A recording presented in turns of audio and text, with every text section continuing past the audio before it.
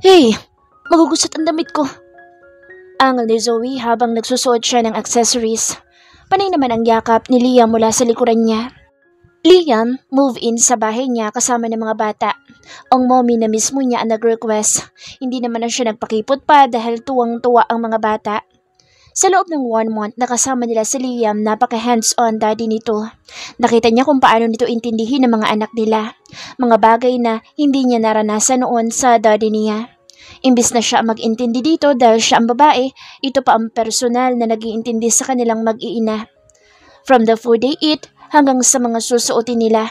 Saka pa lang itong mabilis na kikilos kapag nakatapos na itong asikasuhin sila. Isang quickie lang please. Tinulugan mo ako kagabi. You said, if I finish up all the documents you need, you will rewarded me pero tinulugan mo ako. Natawa naman si Zoe na humarap kay Liam saka tumingin sa relo at meron pa naman silang 30 minutes.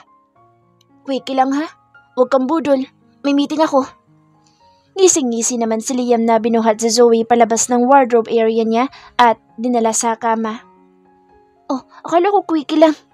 Oo nga, pero mas masarap kapag wala nang suot.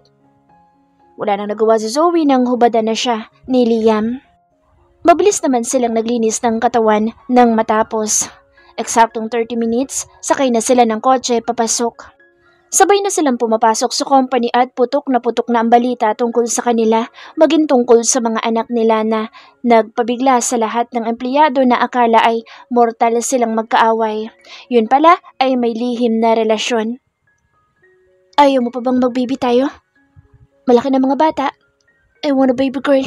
Gusto ko makita na lumakaan dyan mo. Nito nang mapansin na umiinom siya ng pills. Kung ikaw magbubuntis, walang problema. Mataray na sagot ni Zoe. Ayaw mo pakasal sa akin. Ayaw mo din magbuntis. Anong gusto mo? Ganito na lang tayo? Baktol ni Liam habang nasa backseat sila ng kotse. Bakit ayaw mo? Gusto ko naman. Basta kasama ka pero mas masaya siguro kung hindi pa tapos sa mga problema ko sa mga kapatid ko. Nagsisimula na naman sila sa mga death threats nila. Tingin mo, may isip ko pang magbuntis at magpakasal? Why? Say ha, akin na yung huling letter na ipinadala ng killer. Utos ni Zoe. Mabuti pang malaman na ni Liam ang nangyayari kasi aawayin na naman siya nito dahil sa gusto nitong magpakasal at magkaroon ng bagong baby. Inabot ni Liam ang isang papel. Salubong ang kilay nito habang binabasa. Sabay mura na dinukot ang cellphone sa loob ng suot nitong coat. Hello, Ma? Where is Belinda? I don't know. You know that we're not in good terms with her family. Why asking? She's sending my family a great threat. What? Call me if you heard about her. Ani Liam saka nagpaalam na sa ina. Paano mo nalaman na kay Blessy galing yan? Takang tanong ni Zoe. See this? Turo ni Liam sa ilang kumalat na ink. Oh, ano yan? I gave her a sign pen to use it. Long ago. The pen is already broken pero ayaw niyang bitawan. I already bought her a new one pero ginagamit pa rin niya yung luma. That's impossible. Kilala ko si Blessy. She may be a liar or a cheater pero hindi niya ako sasaktan o ang mga bata. Really? So how can you explain yung naging action niya noon when she cut the rope? Hindi nakaimik si Zoe at napaisip. Kasalanan mo to. Biglang paninisi ni Zoe kay Liam. Bakit ako na naman? Yan. Yang mukha mong yan ang may kasalanan. Ang dami-daming babae, bakit kailangan kami pa ni Blessy magkagusto sa mukhang yan? Kainis? Baktor ni Zoe na humalukip-kip. Sa simula pa lang alam na ni Belinda na ikaw ang gusto ko. Kaya she came up to broke us apart. Binalak niya akong pikutan. But I swear to God I never touches her or kiss her. Hindi ako ang ama ng batang ipinagbubuntis niya noon. Kausap ko lang siya kahapon. Nakairap na turan niya.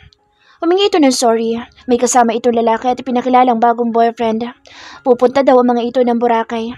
Nakita pa ni Blessy na inabot sa kanya kahapon ng waiter ang sulat na iyon. Tapos, malalaman niya dito pala iyon mismo galing. Napakagaling naman ito magdrama kung ganoon. Nasa Pilipinas si Belinda? Bulalas ni Liam. May kasama na siyang bagong boyfriend. And they heading to Boracay. She's with me nang matanggap ko yung sulat. Are you really sure na si Blessy ang nagbigay? Absolutely. Ula ngayon kapag tinawagan ka niya, sabihin mo sa akin. Pero wag mo sasabihin sa kanya na alam ko lahat. Sure ka ba talaga na hindi isa sa mga kapatid ko ang nagpapadala ng sulat na yan? Umiling si Liam. Hindi ka nila gagalawin dahil takot na lang nilang mawala ng tuluyan na mamanahin. Kung si Blas ang bagong kaaway ko, kailangan ko bang kabahan? Hindi. Ako na bahala sa kanya. Saidan! Lucy! Huwag kayong makulit. Si Tano Zoe sa dalawang anak na nagpipilit bumitaw kila Nadare at Humura.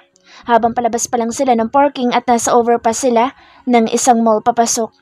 May usapan sila ni Liam na magkikita sa mall paglabas ng mga bata galing school at paglalaruin ng mga ito sa Playhouse Kingdom na noon pa inuungot ng mga bata sa ama. Ngayon lang sila nagkaroon ng time dahil medyo naging busy sila ni Liam sa loob ng 1 linggo. Nakausap na din nila ng masansinan si Xandro at Zoren. Pinapirma nila ang dalawa ng agreement na ipauubaya na sa mga ito ang Lionsgate pero oras na may nakita silang anomalya, lahat ng meron ang mga ito'y voluntaryong ibibigay nito sa kanila. Sa loob ng 5 taon, kailangan maayos nitong mapalakad ang Lionsgate. Gumawa na din siya ng kasulatan na wala siyang hahabulin kahit isang kusing. Pumayag naman ito, kalakip na rin doon ang pag-iintindi nito kila Zayla at Zandra. Bahala na ang dalawa kung paano nito i-handle ang kapatid pa nilang 2 babae dahil hindi talaga niya kayang mag-isa lang. Hindi pwedeng pati sa Liam ay inaabala pa niya. May sarili din itong mga negosyo na inaasikaso. Nawawala na sila ng time para sa mga anak nila. Sabay-sabay pa silang natigilan sa gitna ng overpass nang biglang makarinig ng malakas na sigawan kasunod ng malakas na pagsabog. Galing sa loob ng mall.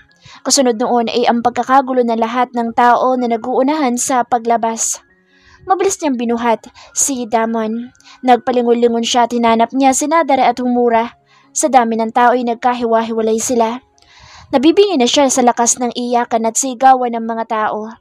Isa pa ulit na malakas na pagsabog ang narinig nila at yumanig sa overpass. Natanaw niya sila Nadare at Humura. Pababa na ang mga ito ng hagdan ng salubungin ni Madoka at Setsuna na kinuha ang 2 bata. Saka tumakbo pabalik sina Nadare at Humura na nakipagsiksikan sa mga tao.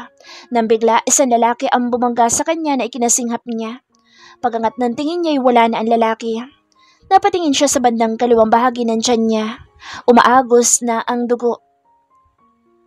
Damon! Mommy, I'm scared! Where's Daddy? Listen, Mommy got hurt. No matter what happened, don't let go. Tito Humura will get you, okay? Pinipilit ni Zoe na panlabanan ang pagdidilim ng paningin. Nilingon niya ang 2 niyang bodyguard. Nahihirapan ang mga ito na makalusot sa dami nang nagkakagulo. Unti-unti na niyang nabibitawan si Damon dahil sa bigat nito. Nahihirapan na din siyang huminga.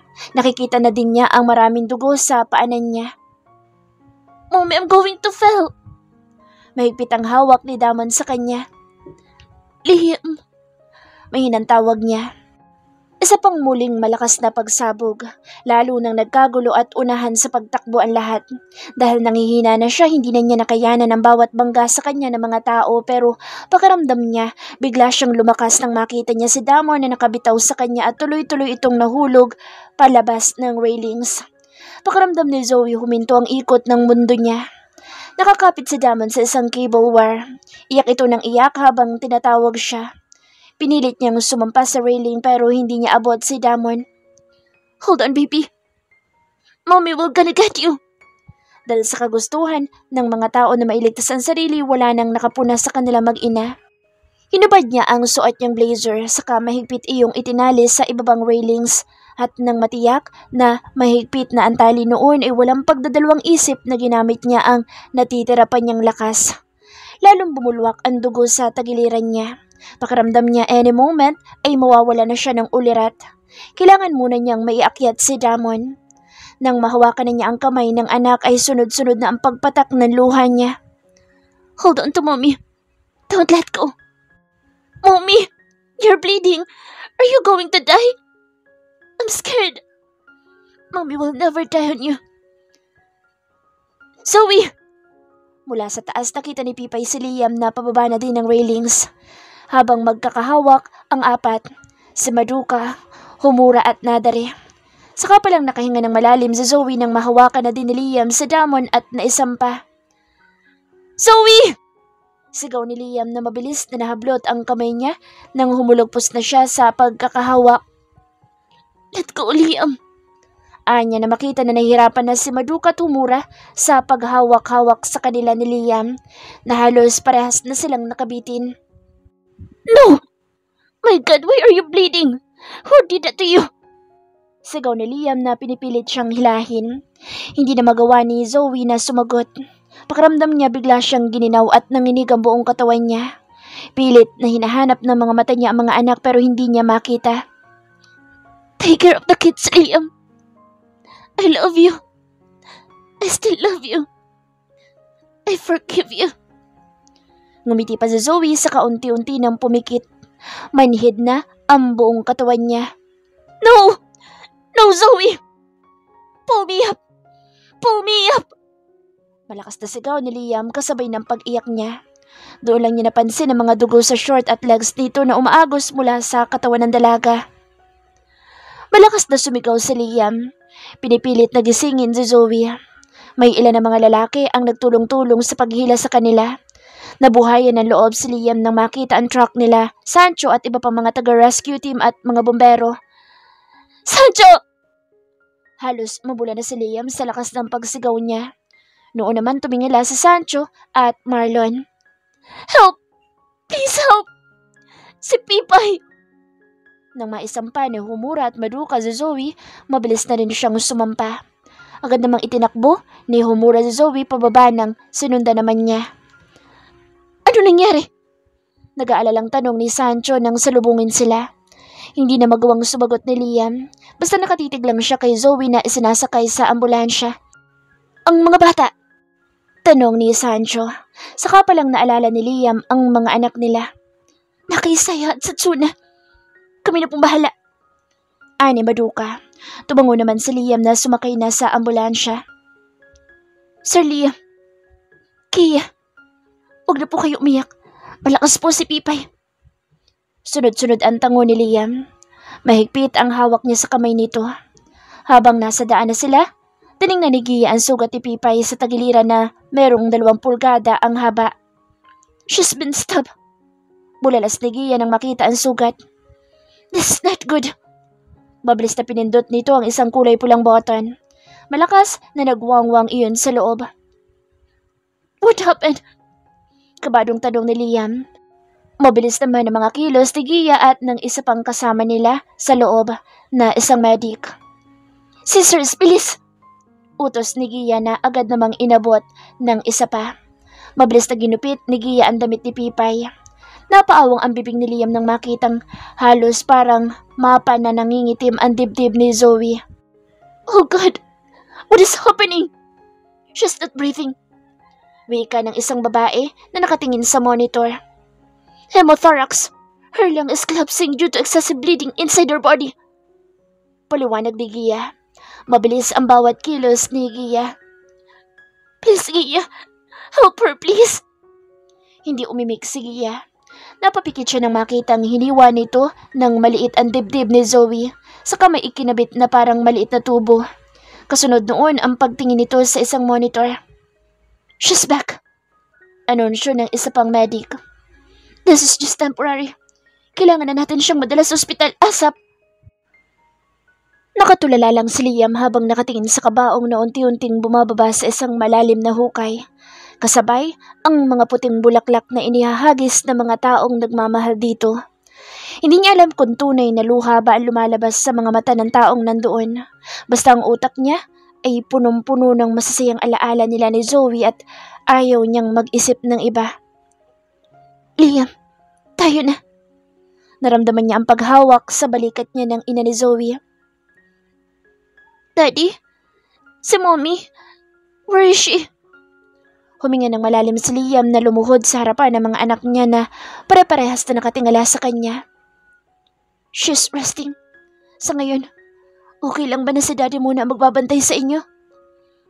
Daddy, kasalanan ko po ba kaya nasaktan si Mommy? Hikbing tanong ni Damon. Of course not, Damon. Mabilis na sagot ni Liam. Sana hindi na lang ako sinave ni Mommy. Sana hindi siya nasaktan. Daddy, kasalanan ko po.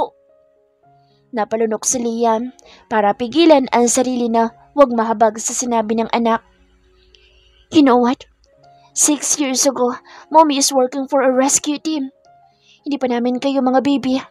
Mga angels pa lang kayo noon. She's like a superhero. She also saved me and gave me my second life. She risked her life para sa maraming tao. Hindi lang sa atin because your mother is so selfless. Gagawin niya lahat, lalong-lalo na para sa inyong tatlo, kaya huwag na kayong mag-cry. Kasi baka umiyak na din si Daddy. Sayang naman ang kapugian natin. Biro ni Liam habang pigil ang luha na pumatak sa kanyang mga mata. Naawa siya kay Damon. Sa magkakapatid, ito ang pinakapasaway at talaga namang sawayin. Pero after ng aksidente, madalas na itong tulala at parang ang lalim ng iniisip. Ilang gabi na din itong nagkakaroon ng nightmare. Araw-araw nitong hinahanap ang mommy nito. Lagi itong matamlay at ayaw makipaglaro sa mga kapatid. Madalas makikita na lang itong umiiyak. Sinisisi nito ang sarili sa nangyari kay Zoe. Hindi kita sa CCTV ang sumaksak kay Zoe. Sa dami ng bumangga dito, hindi na malaman kung sino ang posibleng may hawak ng patalim. Under investigation ang kaso ni Zoe. Sa Blacinda ang agad na hinuli. Nasa Boracay pa ito ng damputin ng mga pulis pero walang matibay na ebidensya para ipakulong niya ito. Hindi Philippine citizen sa Belinda kaya hindi nila pwedeng i-detain ang dating kaibigan. Hindi na mapakali ang mga kapatid ni Zoe. Hindi dahil sa naaksidente ang kapatid ng mga ito, kundi nanganganib na ang mga mana ng mga ito na nakasalalay sa kamay ni Zoe. Kapag may nangyaring masama kay Pipay, madedissolve ang buong Lionsgate Corporation at lahat ng asset ng papa nito ay mahahati sa libu-libong empleyado ng Lionsgate. Sana'y gumaling na po si Mommy.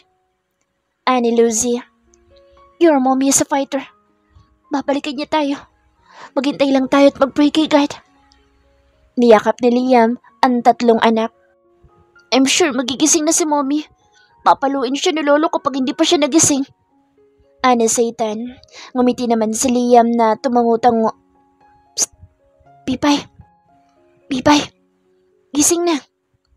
Bulong ni Liam habang pinupunasan ito. It's been 3 weeks after ng operation nito. 2 weeks itong nanatili sa ICU hanggang sa i-declare na ng doktor na safe na ito. Kailangan na lang hintayin kung kailan ito magigising. Hindi pa niya alam kung paano tatanggapin ni Zoe na patay na ang papa nito. Inatake ito sa puso nang makitang nasa ICU ang anak. Hindi nito kinaya na makita ang anak sa ganoong sitwasyon. Nasa ospital na sila noon pero hindi pa rin naagapan. Dead on the spot, agad si Don Lucas Enriquez. Ni hindi malang ito nakaimik pagsili pa lang nito sa bintana ng ICU ay nag-collapse na agad ito. Noon pa lang daw na malaman ng ama ni Zoe ang nangyari sa anak sa eroplano pa lang, hindi na maganda ang senyales. Kaya timano pagkakita pa lang ng ama sa kalagayan ng paboritong anak, agad na itong nag-collapse at binawian agad ng buhay. Kapag hindi ka pa gumising dyan, mayroong magandang nurse dito. Ilalandi ako. Biro ni Liam. Kapag kasi mayroong magandang babae or sexy na babae na titingin o ngingitian siya, ang bilis ng tiger eyes ni Zoe. Nakasunod agad ng tingin sa babae kahit hindi naman niya tinitingnan. Ayaw na ayaw nitong may titingin sa kanya na ibang babae. Hindi naman ito selosa. Masyado lang possessive. Baka maisipan ko na magpalandi. Ayaw mo kasing gumising. Subukan mo nang matapos na ang lahi mo sa mundo. Halos pabulong na sagot ni Zoe. Nagulat naman si Liam na nabitawan ng hawak na towel at tumakbo ng papalabas para tumawag ng doktor. Water! Water! Yes, water! Natataranta si Liam at hindi malaman kung saan kukuha ng tubig. Ano ba? Liam! Come here! Yun ang tubig ko! Turo niya sa isang bottled mineral water. Nagmamadali namang kinuha iyon ni Liam na kumuha ng straw na naka-ready na sa drawer in case nga na magising si Zoe at humingi ng tubig. Mabilis na pinalis ni Liam ang mga luha habang inaalalayang uminom si Zoe. Hey, I'm still alive? Ang kaninang pag-iyak na tahimik ay nagkaroon ng tunog hanggang sa maging hikbi na iyon. Inabot naman ni Zoe ang kamay ni Liam para hilahin ito. Nagpatianod naman ito na sumubsob sa leeg niya na humahagulhol ng iyak. Napilitan lang itong humiwalay nang pumasok na mga doktor at nurse. Naitawag na ni Liam sa mommy niya na gising na siya pero dahil gabi na, bukas na pupunta ang mga ito kasama ang triplets. Ngayon magkatabi na sila ni Liam sa hospital bed niya. Nalaman niyang 3 weeks na pala siyang nakatulog after ng aksidente. Kaya pala ganoon na lang ang iniiyak ni Liam kanina. Ngayon naman, kanina pa ito nakatitig sa kanya. Nakatulog at nagising na ulit siya, nakatitig pa rin ito. Hindi ka ba inaantok? Hinapras ni Liam ang mukha niya at muli naglandas na naman ang luha nito na umagos sa nostrils ng ilong nitong matangos. Umangat ang kamay ni Zoe at pinahid ang mga luha ni Liam. Bakit ba kanina ka pa iyak ng iyak?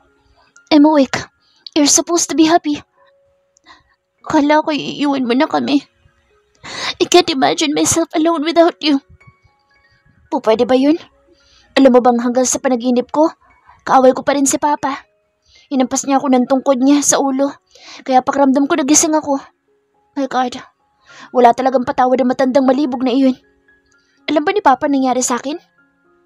Tumango si Liam. Dapat hindi niyo na sinabi. For sure, bunganga na naman yun to the box bukas. May mamulasyahin na naman yung nurse. He's gone, Zoe. Ha? Umalis na talaga? Buti naman, stressan lang niya ako. Mambabae na lang siya at magasik na lagim. He's gone. Hindi na siya babalik. Sus, nag-inarte lang yun. You'll see, pagbalik nun, ibang babae na naman ang dala. He's dead. Mahinang usal ni Liam. Napaangat ng tingin ni Zoe kay Liam. He died the day he saw you in the ICU.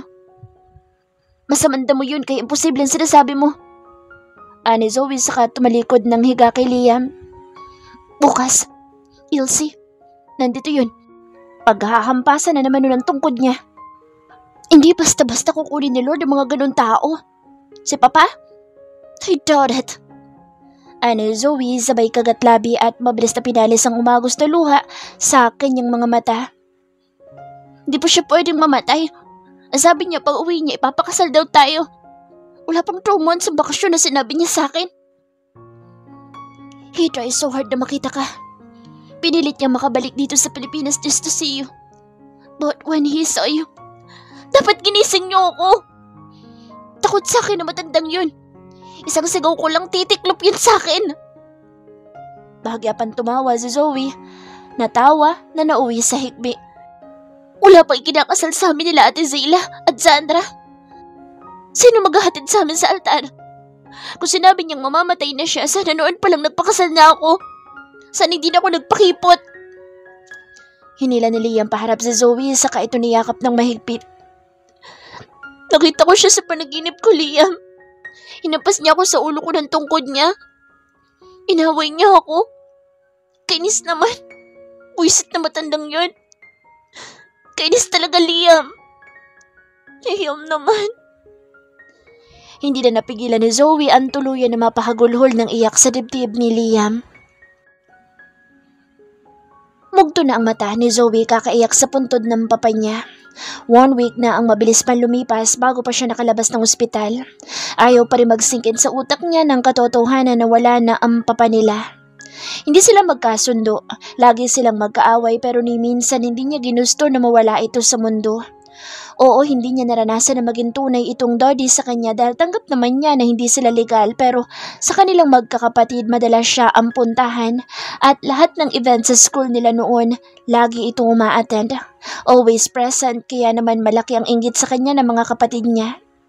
Hindi man ito napunan ang pagkukulang nito bilang ama, alam niya sa puso niya na mahal sila ng matandang ito at kaya sa kanya iniwan ng papa niya ang lahat ng kayamanan nito dahil alam nito sa sarili na kakayanin niyang tumayo sa harapan ng mga kapatid niya na ngayon ay unti-unti naman ang nagbabago. Tara na, naghihintay na ang mga bata. Sumingod si Zoe saka tumayo. Nalimutan niyang kasama nga pala nila ang mga bata. Kalalabas lang niya ng ospital at sa sementeryo na siya nakiusap na dalhin. Pagdating sa bahay, inabutan niya ang 5 niya na bodyguard na nakatayo doon na parang hinihintay siya. puro mga nakayuko. May kanya-kanyang bag na nasa paanan. Ano naman drama yan? We failed to protect you, ma'am. Hindi kami nararapat sa tiwala nyo. Tigilan nyo nga ako. Ano kayo? Kasing edad ni Damon na nagtatantrums? Magsabalik kayo sa pwesto nyo bago ko pa kayo pagbabatukan. Angil ni Zoe. Pero ma'am, aksidente ang nangyari. You never failed me kung wala kayo. Paano na si Lucifer at Satan? Tingin nyo, magkakasama pa kami kung hindi nyo kami pinortektahan ng maayos? Kung hindi nangyari aksidente, hindi naman kami mapapahamak ni Damon. Sige na, bumalik na kayo sa pwesto nyo. We still need your expertise. Ani Liam. May hanapin pa tayong Mario Brothers. Nakakuyom na tura ni Zoe. Ang una, ang sumaksak sa kanya. At ang pangalawa ay ang tumulak sa kanya para mabitawan niya si Damon. Patitiyak niyang magkasabwat ang dalawa. Ayon sa report ng mga kaibigan niya na sinabi daw ng pulis. Sa ladies' room at men's room, may naka-implant na bomba. Mga small-time bomb lang na hindi kayang magpasabog ng mo. Mukhang sinadya lang daw ilagay para daw magkagulo ang tao. Kaya lang naging malakas ang impact ng pagsabog ay dahil sa likod ng men's room, nandoon pala ang kitchen ng isang fast food. Nagkaroon ng malakas na impact ng pagsabog kaya hindi kinaya ng LPG tank. Kaya yung pangalawang pagsabog dahil nasa LPG na dalawa na sumabog. Marami ang sugatan at injured. Meron ding ilang namatay. Kaya laman ng buong news ang nangyari. Kasalukuyang hinahanap ang suspect na hindi pa nakikilala. Hindi rin matiyak kung ang killer niya at ang mga nagpasabog ng mall ay iisa. Kaya aalamin pa nila. Ayaw pa lang sa ngayon ni Liam na kumilos dahil nag-aalala pa ito sa kanya. Sumang-ayon naman siya na magpagaling muna dahil ayaw din naman niyang malagay na naman sa kapahamakan. Saka kailangan muna niyang bantayan si Damon na masyadong malaki ang naging impact sa behavior nito. Mas okay pa sa kanya na pasaway ito at makulit kaysa laging umiiyak na nakayakap sa kanya. Nagpa-consult na sila sa isang psychiatrist. Dumadanas ng trauma si Damon kaya kailangan daw ng full supports galing sa kanya. Kaya kailangan muna niya mag-full-time mom sa mga anak. Si Leah muna ang bahala sa company niya habang siya naman ay balik muna sa mga online transactions tulad dati noong nagtatago pa siya. Natawa si Zoe na makita ang dalawang malaking kutso ng kama na nasa sahig ng kwarto nila dahil ayaw matulog ni Damon na hindi siya katabi at ayaw din pumayag ni na Satan at Lucifer. Kaya ang ending silang 5 ang magkakatabi sa pagtulog. Mabuti yan. Isama niyo na muna mga bata dito sa kwarto. Masyado ko napupuyat kapag kayong dalawa lang. At request lang, ipa-soundproof niyo itong kwarto. Masyado niyo akong iniinggit. Biro ng mommy niyang nasa pintuan. Natawa naman si Zoe na makitang pulang-pula ang tenga ni Liam, pati ilong na parang ito pa ang hiyang-hiya. Tig ko pang nanonood ng porn sa ingay niyo. Mi, saway ni Zoe sa ina sa kasananyas ang mga bata na nakatingala lang sa lola nila. Bata pa sila, hindi pa nila alam ang sinasabi ko. Sorry po. Sus, ngayon ka pa ba magsusorry? Halos araw-araw nyo nang ginagawa. Nasasanay na ako. Niisip ko na lang mga pusang hindi maano. Tawa pa ng mommy niya saka tumalikod at umalis na. Bakit kasing ingay mo lagi? Sita pa sa kanya ni Liam. Bakit ako sinisisi mo? Nguso naman ni Zoe na napayuko nang hilahin siya ni Damon. Mommy, will you be okay here? Wala na bang masakit sa'yo? Ngumiti si Zoe na lumuhod sa harapan ng mga anak. Wala na. And mommy will gonna spend more time with my guapitos. Gusto niyo ba yun? Tuwang-tuwa naman sa Satan at Lucifer. Hindi ka ba happy, Damon? Happy po. Kaso po baka mahirapan kayo sa pag-aalaga sa amin. Kakagaling niyo lang po, di ba? Sus, malakas kaya si mommy. Saka nandito sa daddy, oh. Tutulungan niya si mommy. Di ba, daddy? Of course. We're a team, remember? So, let's do this together. Let's have a promise. Habang hindi pa masyado magaling si mommy, bawal muna ang matigas ang ulo. Itinaob ni Zoe ang kamay na idinipa. Agad namang sumunod ang 3 batang ipinatong ang kamay sa kamay niya. Daddy, kamay mo, dali! Kinuha ni Lucifer ang kamay ng ama na ipinatong sa ibabaw. Go, gupitas! Sabay-sabay na sigaw nilang 5. Napangiti na si Zoe nang makita nang ngumiti si Damon kahit papaano. Nalimpungatan si Zoe nang may maramdamang braso na yumakap mula sa likuran niya. Hindi na niya kailangang lingunin para alamin kung sino iyon dahil mula sa kinahihigan niya, natanaw niyang nawala si Liam sa kabilang dulo ng kama. And she felt Liam poking his manhood at her back. Liam. Mahina niyang bulong na iikot sana paharap dito nang pigilan siya nito na nakasubsob lang ang muka sa buhok niya na parang inaamoy lang nito. Don't turn around. I might not control myself anymore. Bulong din ito. I just wanted to feel you. Inabot ni Zoe ang kamay ni Liam at pinagsalikop ang mga daliri nila. I really thought that you're going to leave us. Don't scare the hell out of me again. Zoe, I can't bear to see. I love you. Mabilis na putol ni Zoe sa anumang sasabihin ni Liam. Naramdaman niya ang pagbuga nito ng hangin at mas lalo siyang hinila payakap mula sa likuran niya. Let's get married. Natawa naman si Zoe. Wala talaga itong ka-sweet-sweet man lang sa katawan. Minsan, magpapropose habang nasa kalagitnaan sila ng pagla-lovemaking or after nitong malabas sa kanya lahat ng katas nito. Meron ding pagkakataong habang naliligo sila ng sabay, bigla na lang ito magpo-propose. Wala man lang sing-sing. Paano naman siya sasagot ng yes or oo or I do? Wala man lang ito sinusuot sa daliri niya. You said you love me and I do love you, truly. Kamamatay lang ni Papa Liam. Malungkot na sagot niya. I'm sorry, I almost forgot. Umikot ng higa si Zoe kahit ayaw ni Liam. Sinapo niya ang pisngin nito at kinintala ng halik sa labi. Let's get married early next year. Sa ngayon, let's spend Christmas and New Year together with the kids. Ngumiti si Liam na muling hinalikan si Zoe.